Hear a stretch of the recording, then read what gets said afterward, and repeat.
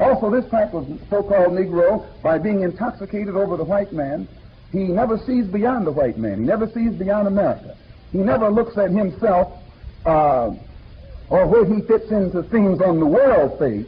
He only can see himself here in America, on the American stage or the white stage, where the white man is in the majority, where the white man is the boss. So this type of Negro always feels like he's outnumbered, or he's the underdog, or he's the minority.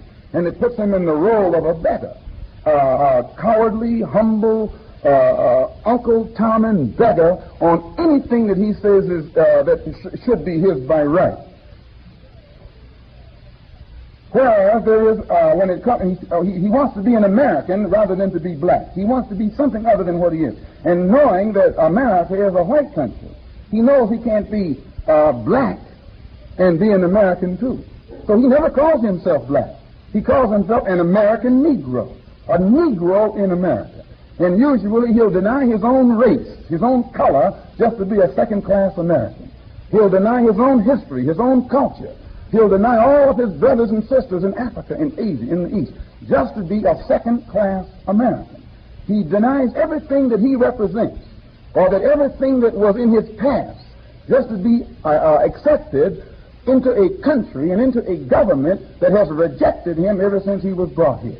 Well, this Negro is sick. He has to be sick to try and force himself among some people who don't want him, or to be accepted into a government that has used its entire political system and educational system to keep him relegated to the role of a second-class citizen. And therefore, he spends a lifetime begging for acceptance into the same government that made slaves of his people. He gives his life for a country that made his people slaves and still confines them to the role of second-class citizens. And we feel that he wastes his time begging white politicians, political hypocrites, for civil rights or for some kind of first-class citizenship. He's like a watchdog or a hound dog. You may run into a dog. No matter how vicious a dog is, you find him out in the street, he won't bite you. But when you get him up on the porch, he will growl. He'll take your leg. Now, that dog, when he's out in the street, only his own life is threatened.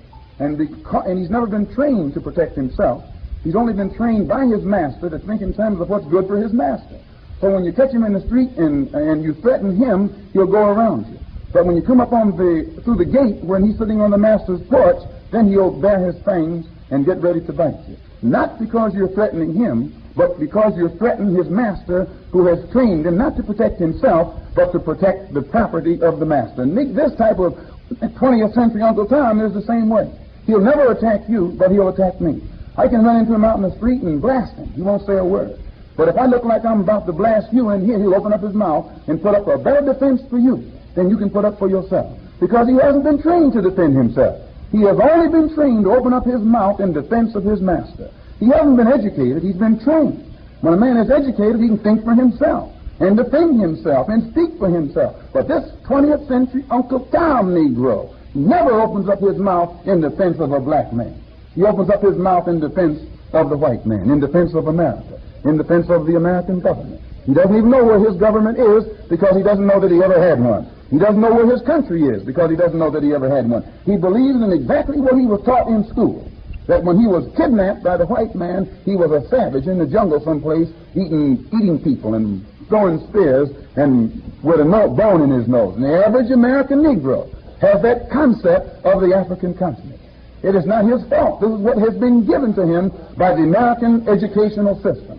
He doesn't realize that there were civilizations and cultures on the African continent at a time when the people in Europe were crawling around in the caves going naked. He doesn't realize that the black man in Africa was wearing silk, was wearing slippers that he was able to spin himself, make himself, at a time when the people up in Europe were going naked.